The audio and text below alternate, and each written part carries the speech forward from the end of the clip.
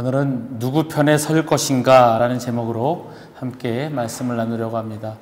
오늘 말씀은 여호수아서 9장 1절에서 6절 그리고 14절에서 15절 말씀을 함께 보도록 하겠습니다. 제가 봉독하겠습니다.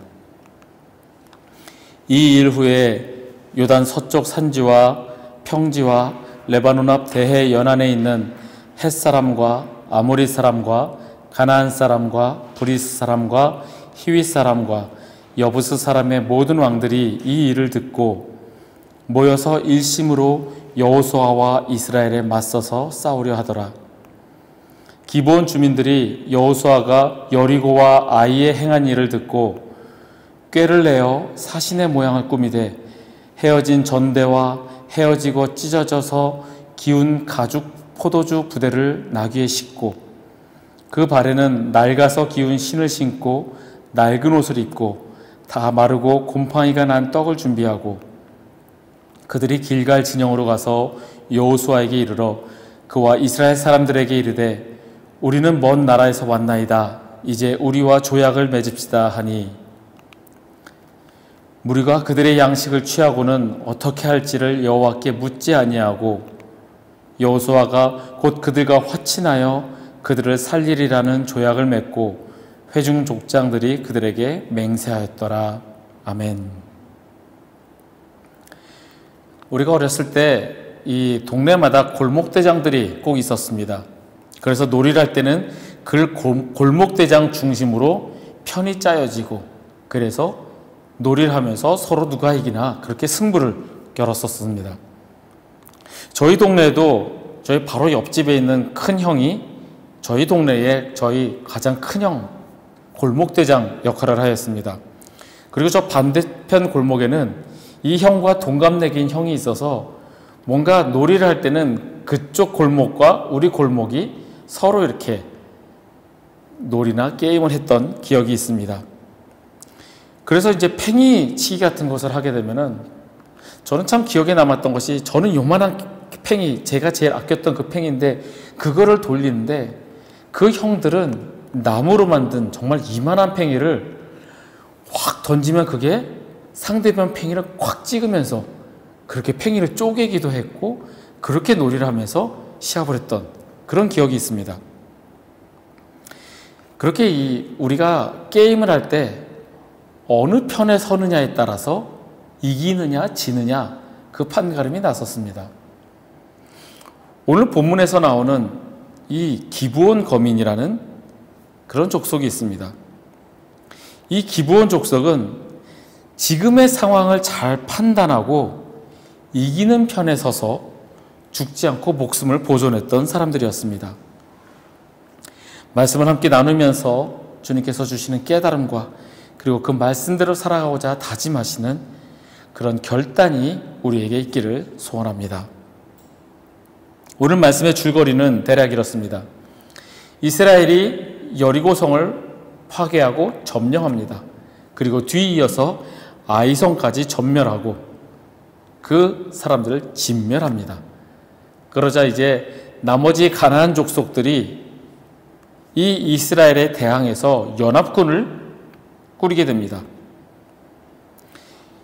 그런데 이 6부족, 남아있었던 이 6부족 중에 히위 족속에 속하는 기브온 거민이 지금 상황을 다 보니 이스라엘에게 대항해봐야 살 수 없을 거라는 그런 결론을 얻게 됩니다.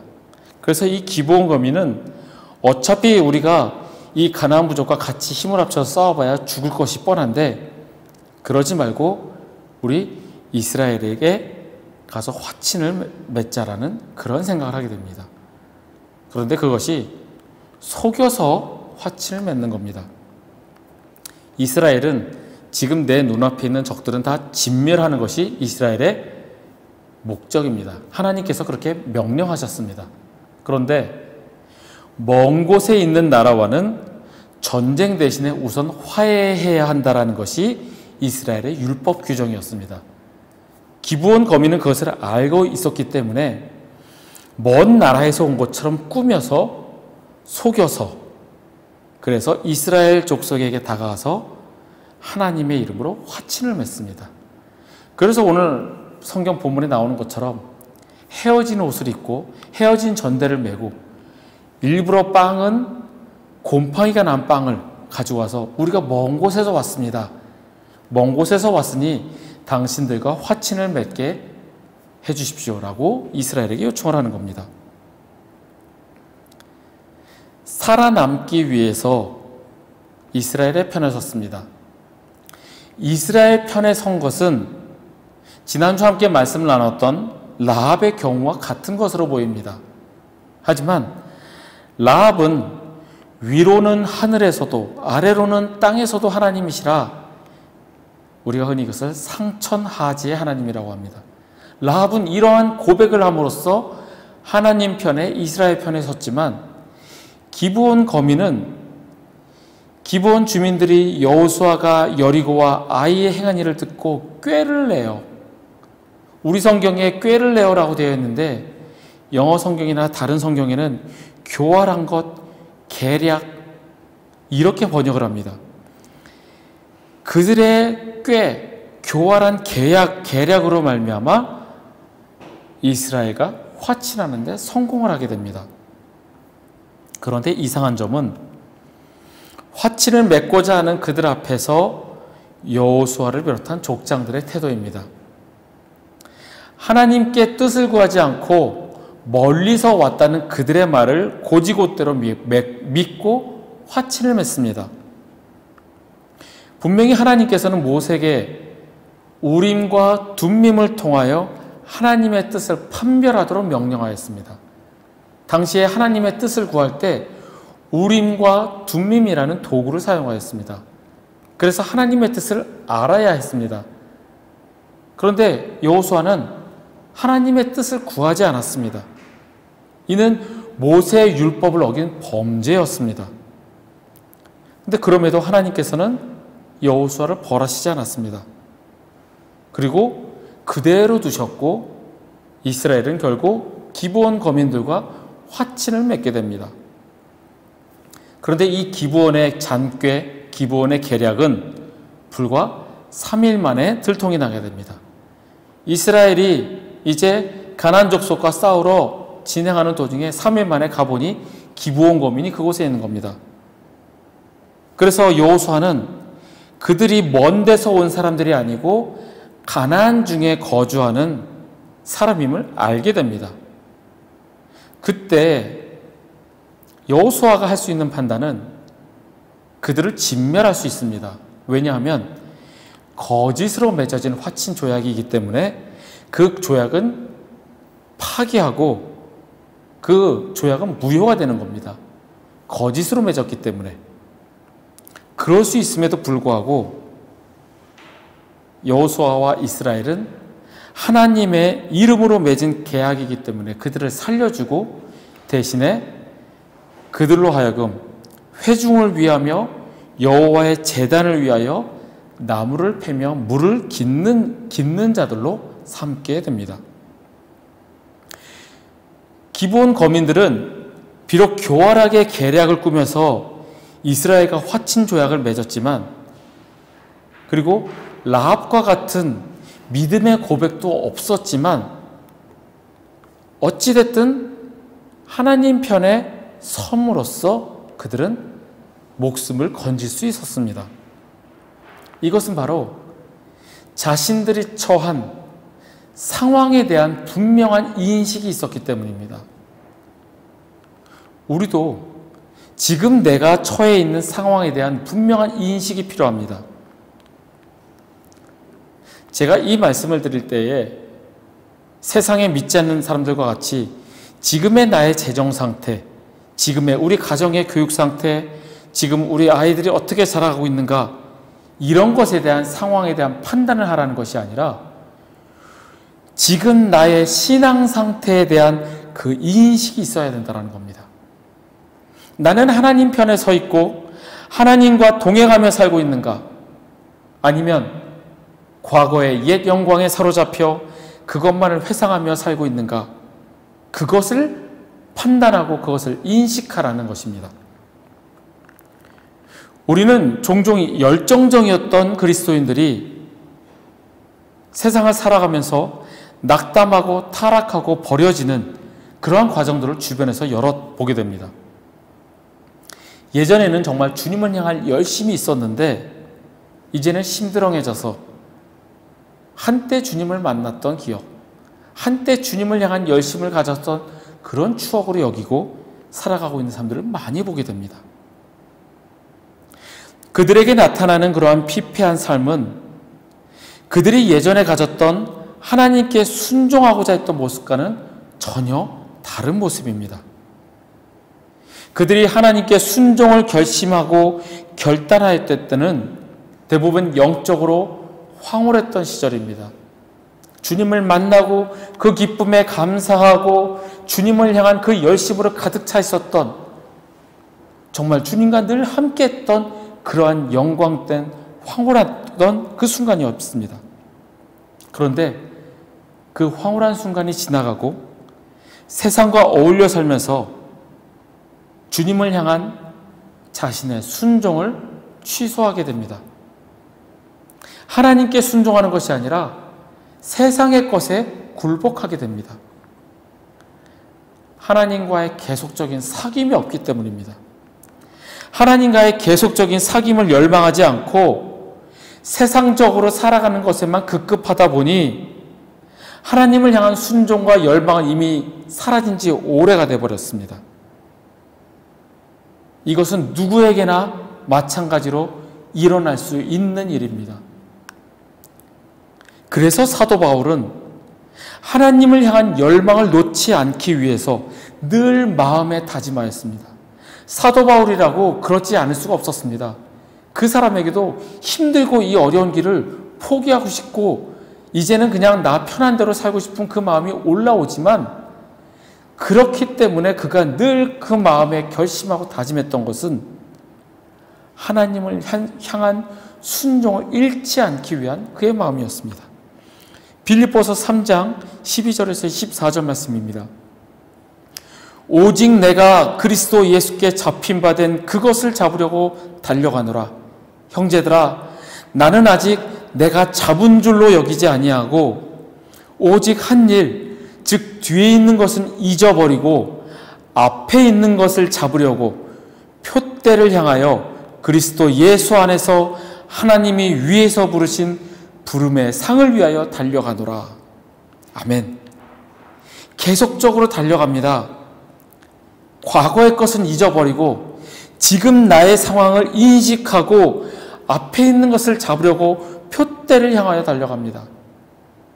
지금 예전에 다메섹 도상에서 주님과 그 만났던 그 기억, 그것만을 생각하고 그래 주님이 나를 찾아오셨지, 예전에 내가 감옥에 있을 때에 천사를 통하여 거기서 풀려날 수 있었지, 그거를 생각하고 그래 내가 옛날에는 그랬었어 라고 하는 것이 아니라 지금 나의 상황이 어떤지 그것을 분명히 인식하고 앞에 것을 잡으려고 표대를 향하여 달려갑니다. 지금 나의 상황이 어떠한지 분명한 인식이 있어야 살 수 있습니다. 아무리 교활하고 꾀를 내는 계략일지라도 지금 나의 상태를 정확히 인식하고 알고 있었기 때문에 기브온은 살아남을 수 있었습니다. 분명히 그들이 행하였던 교활하고 꾀를 내고 계략을 꾸민 것이 야비하고 약삭빠르고 남을 속이는 나쁜 짓이기는 하였지만 자신들의 상황을 제대로 파악한 그들의 행동은 칭찬받을 만하였습니다. 칭찬받는다 해서 그것이 옳은 일인가? 그렇지는 않지만 그들은 살아남았습니다. 누가복음 16장에 부정직한 청지기라는 예수님의 비유가 있습니다. 어떤 부자에게 청지기가 있었습니다. 청지기는 그 집안의 모든 일을 맡아서 관리하는 그 집안의 집사와 같은 역할입니다.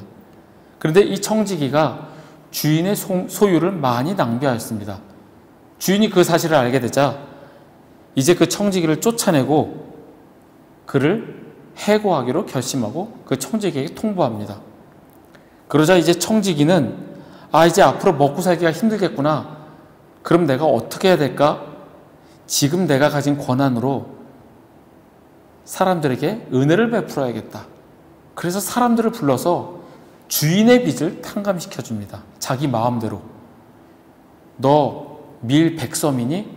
내가 50섬으로 내가 탕감해 줄게. 쌀 30섬이니? 20섬으로 탕감해 줄게. 자기 마음대로 주인의 것을, 주인에게 빚진 것들을 탕감해 줍니다. 이 사실을 안 주인이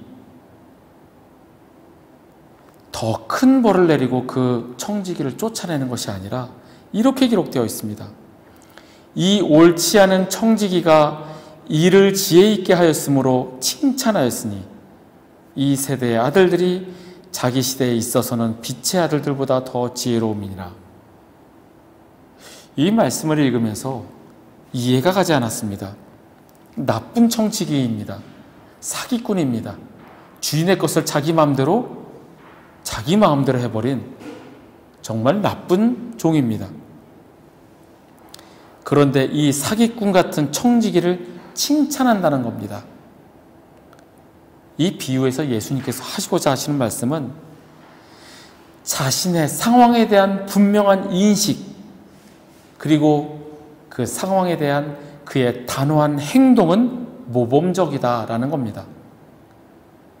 지금 자기가 처해 있는 상황은 쫓겨나게 되어 있습니다. 그럼 이것을 어떻게 해결할 것인가? 단호하게 바로 행동에 옮겼던 그 사람을 칭찬하는 겁니다. 주님께서 우리에게 하시는 말씀은 지금 나의 상황을 정확히 인식하고 단호하게 행동하라는 겁니다. 주님께 순종하기로 결심하고 그 열심으로 살다가 이제는 주님에게서 멀어졌다면, 나의 모습이 그런 것을 발견한다면 나의 현재 상황을 인식하고 단호하게 옛 사람을 벗어버리고 오직 나의 심령이 새롭게 되어 하나님을 따라 의와 진리와 거룩함으로 입은 새 사람을 입으라는 겁니다.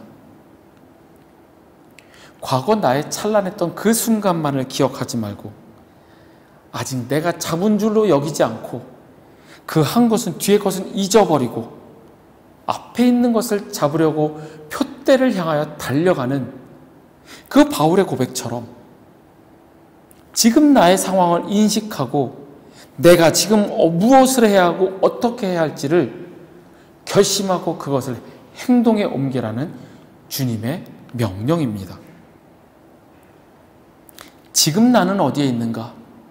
지금 나의 상황은 어떠한가? 주님과 동행하고 있는가? 주님은 단지 내게 복만 주시는 분이라고 여기고 주님 복을 주십시오, 복을 주십시오라고 그렇게 기도하고 있는가? 나에 대한 분명한 상황 판단, 인식이 있기를 바랍니다. 그리고 그것을 깨달았을 때에 단호하게 주님께 다시 돌아와 회개하고 회복되어지는 저와 여러분이 되기를 바랍니다. 두 번째로 살펴볼 것은 왜 여호수아는 하나님의 뜻을 구하지 않았는가입니다. 당시의 이스라엘을 보면 영적으로 충만한 상태였습니다. 바로 직전에 하나님의 말씀에 순종하여서 여리고성을 쉽게 점령했습니다. 그리고 아간의 범죄 때문에 첫 번째 아이성 공격에는 실패하였지만 곧바로 회개하고 회복되어져서 아이성마저 점령하고 진멸하였습니다. 이제는 하나님의 인도하심이 없이는 아무것도 이루어질 수 없음을 분명히 알고 있는 그들이었습니다. 그럼에도 기브온의 거짓된 계략 앞에서 여호수아와 그 족장들은 하나님의 뜻을 구하지 않고 속아 넘어가게 됩니다. 왜 그랬을까요? 이 모든 것이 하나님의 뜻이었기 때문입니다. 하나님의 계획하심과 뜻이었기 때문에 사람의 눈을 가리시고 그들의 실수마저도 하나님께서는 이용하시는 분이십니다. 하나님께서 그렇게 하고자 하셨기 때문에 그들은 하나님의 뜻을 구하지 않았습니다. 얼마 전 이 진주만에 대한 다큐멘터리를 보았습니다. 일본이 진주만을 공격하는 그 과정을 보면 참 놀랐습니다. 일본은 그들의 습성답게 미국과 겉으로는 계속 평화조약을 진행을 합니다. 그리고선 상대방으로 하여금 마음을 느긋하게 넣도록 계속 평화를 맺을 것처럼 그 조약을 진행을 합니다. 그러면서 뒤로는 진주만을 공격할 준비를 계속하고 그 진주만을 공격할 배들은 조용히 통신마저도 없이 조용히 진주만을 향해서 갑니다. 그리고 진주만을 공격하기 직전에 평화조약은 깨졌다라는 말을 남깁니다. 즉 선전포고를 우회적으로 하는 겁니다. 만약에 선전포고하지 않고 공격을 하게 되면 후에 있을 그 책임을 면하기 위한 그런 야비한 수법입니다. 미국은 일본이 공격할 것이라는 여러 가지 정보를 얻고 징후도 파악을 했고 순간순간마다 모든 것이 다 그런 정보들이 모여지지만 그것을 다 무시하게 됩니다. 마지막까지 가서도 가까스로 막을 수도 있었지만 정말 우여곡절 끝에 그것이 다 대항할 준비도 없이 일본에게 공격을 당하게 되고 진주만은 초토하게 됩니다. 압도적인 전력을 가지고 있음에도 번번이 그 경고와 정보를 놓침으로 인해서 기습공격의 무방비 상태로 완전히 당하게 됩니다. 전쟁이란 것이 참혹하고 많은 사람들이 희생당하는 정말 있어서는 안 될 일이지만 만약에 미국과 일본이 평화조약을 체결하고 진주만이 공격당하지 않고 그대로 2차 대전이 종결되었다면 우리나라는 어떻게 되었을까요? 일본은 승전국으로서 계속 우리나라를 지배하고 우리나라는 일본의 속국이 되었지 않았을까 생각을 해봅니다. 미국이 일본에게 공격을 당하고 그것으로 인해 2차 대전에 참전하게 되고 그래서 우리나라가 독립이 되고 결국에는 우리나라가 복음을 전하는 나라로 세우신 것이 하나님의 뜻이었다라는 겁니다. 우리 잘 먹고 잘 살게 하려고 하나님이 독립시켜 주신 것이 아니라 복음을 전하는 나라로 세우시기 위하여 하나님께서 우리에게 독립을 허락하셨다라는 겁니다. 다큐멘터리를 보면서 계속 드는 생각은 역사는 하나님의 일하심이라는 사실입니다. 역사가 사람의 뜻대로 사람의 욕심대로 어쩔 때는 이 전쟁에 미쳐있는 한 미치광이의 잘못된 판단으로 인해서 전쟁이 나고 그러는 것 같지만 하나님의 뜻하신 대로 흘러가는 거라는 겁니다. 히스토리는 His story입니다. 즉 하나님의 이야기입니다. 인간의 이야기가 아니라 하나님의 이야기입니다. 그렇다면 우리가 이 역사 속에서 살아갈 때 우리는 누구의 편에 설 것인가? 내 생각과 내 뜻대로 나의 편에 설 것인가? 단지 눈앞에 보이는 이익을 위하여 그 편에 설 것인가? 아니면 비록 손해가 있고 힘만 들고 아무 유익과 이득이 없을지라도 하나님의 편에 설 것인가? 우리는 선택해야 합니다. 여러분들은 어디 편에 서시겠습니까? 나의 유익과 이득을 위한 편에 서시겠습니까? 아니면 하나님의 편에 서시겠습니까?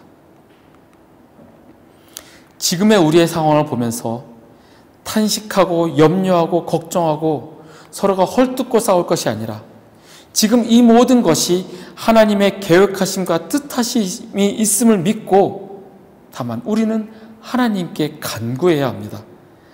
하나님이 하심을 믿고 오직 순종하는 마음이 우리에게 있어야 합니다. 그러면 범사에 감사하지 않을 수 없습니다. 다만 하나님께 기도로 간구할 뿐입니다. 저는 시선이라는 찬양을 참 좋아합니다. 모든 시선을 주님께 드리고 살아계신 하나님을 느낄 때 내 삶은 주의 역사가 되고 하나님이 일하기 시작하네.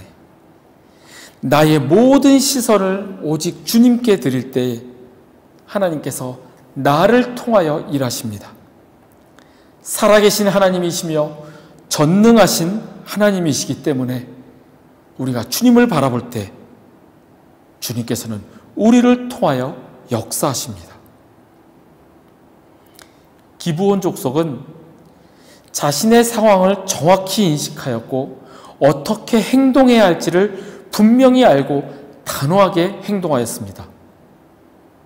그것이 그들의 꽤 계략이었을지라도 그들은 살아남을 수 있었고 저주 같은 종의 신분으로 살았지만 결국에는 하나님의 제단에서 나무를 패고 물을 깃는 주의 종으로 살게 됩니다.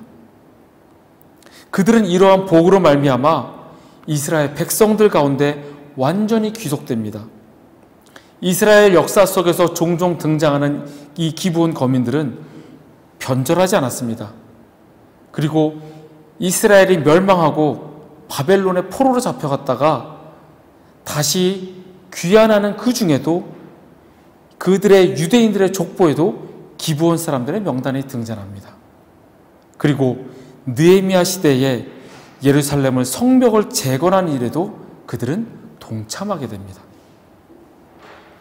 자신의 상황을 분명하게 인식했기에 결국 하나님의 백성으로 살아남게 되었고 주의 제단에서 일하는 복을 누리게 되었습니다.